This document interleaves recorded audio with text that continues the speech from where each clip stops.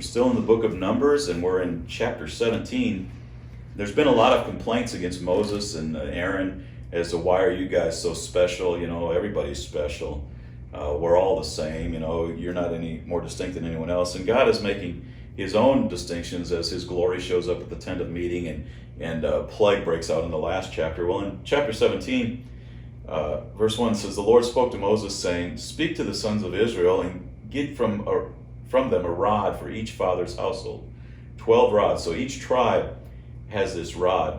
From all the leaders, according to their father's household, you shall write each name on his rod, and write Aaron's name on the rod of Levi. For there's one rod for the head of each of the father's households. In verse 4, you shall then deposit them in the tent of meeting in front of the testimony where I meet with you. And it will come about that the rod of the man whom I choose will sprout. Thus I shall lessen from upon myself the grumblings of the sons of Israel who are grumbling against you. So, you know, one of these themes of Numbers is really this grumbling that continues to go on, grumbling and murmuring against Moses, against, him being designated as special. And here, so God says, everybody, each tribe, take a rod, write the name of the tribe on the rod, put it in the tent of meeting, and where you meet with me and where I meet with you, and we'll see what happens. He says, I'm going to make a distinction between the rods of everybody else and the one whom I chose. So in verse 8 it says, Now it came about on the next day that Moses went into the tent of the testimony, and behold, the rod of Aaron for the house of Levi had sprouted and put forth buds and produced blossoms, and it bore ripe almonds. One day later, it's got flowers and it's bearing almonds already that are ripe. Moses then brought out all the rods from the presence of the Lord to all the sons of Israel, and they looked, and each man took his rod. But the Lord said to Moses, Put back the rod of Aaron before the testimony to be kept as a sign against the rebels, that you may put an end to their grumbling against me, so that they should not die.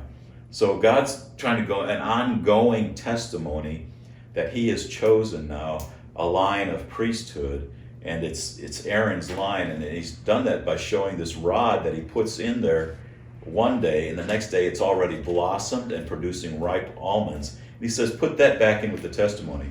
Well, this rod goes into the Ark of the Covenant, and it's kept there for a long time, and later it becomes a problem because, anything that we have as a sign of something that was real special, it seems like we make an idol out of it. And they eventually do that with this. Later on in the scriptures, we see that they began to worship this rod. Well, it was meant to be there as a testimony to get the people to stop grumbling against the leadership at this time in Israel.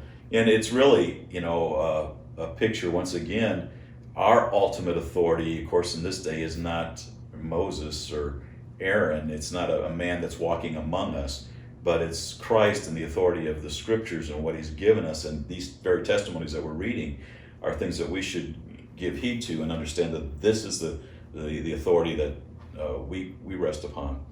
So we see that distinction is made. We go on to verse 18, or chapter 18 and verse 20, just quickly. All the inheritance is given out to all the tribes, but it says of the Levites, this group that's given to the Lord to be his priests. And the Lord said to Aaron, You shall have no inheritance in their land, nor own any portion among them. I am your portion and your inheritance among the sons of Israel.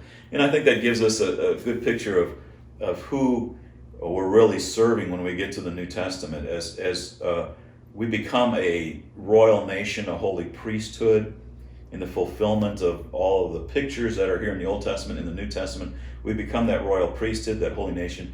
And our only inheritance we shouldn't be clinging just to a piece of property or something that we have, some kind of possession. But he says, your inheritance to this group of Levites, I am your inheritance.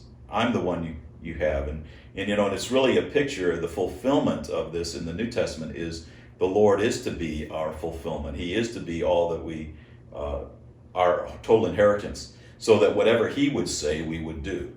If he would say leave our physical inheritance, we would do that because he is our inheritance.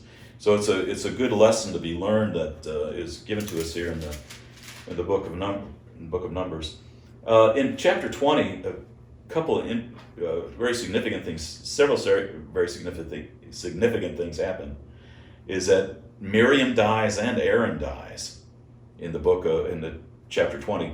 But in between, there's some things that happen that are really special, and so we'll go over that. Miriam dies at the beginning of the chapter, and verse 2. Let's see that. It says, Miriam's now died, and then verse 2, and there was no water for the congregation. They assembled themselves against Moses and Aaron. The people thus contended with Moses and spoke, saying, if only we had perished when our brothers perished before the Lord. So now they're the same thing over and over again. I wish we were dead. Oh, I wish we were dead. This is so bad. Why then have you brought the Lord's assembly into this wilderness for us and our beasts to die here? And why have you made us come up from Egypt to bring us to this wretched place? It's not a place of grain or figs or vines or pomegranates, nor is there water to drink. Well, they just rejected that. They had that if they would have obeyed and gone into the promised land, but now they're saying, well, you won't even give us this. Well, he was giving it to them.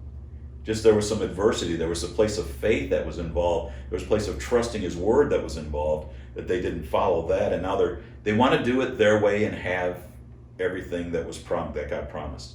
You know, in the New Testament, we still see that. It says, if you'll do this, then you'll have this. But what we think is, I want to do this and have this anyway. I want to do it my way. But there's these if-then things that are throughout the Bible. And, you know, and the thing is God doesn't make distinction. He's no respecter of persons. He doesn't say, oh, well, Ed didn't do that, but I'll do that for Ed anyway. That's not the case, and so this is shown throughout the scriptures, and it's even in the New Testament. If you'll leave mother, father, sister, you know, all those things, I'll give you this. Or if you'll do this, you'll have this. Give and it shall be given unto you. And there's all of those things there's those if-then statements, and this is kind of the picture here, and they're complaining that, well, we don't have this stuff. You promised this. You brought us out here. We're dying. Says, but God did want to give them that, but they had to do something. They had to believe him. The main thing is they had to believe him. And so in verse 6, then Moses and Aaron came in from the presence of the assembly to the doorway of the tent of meeting and fell on their faces. How many times do we see this in the book of Numbers? It says complaining his authority. And how does Moses affirm his authority? He humbles himself before the Lord and trusts the Lord to intervene for him. It says, then the glory of the Lord appeared to them. Again and again.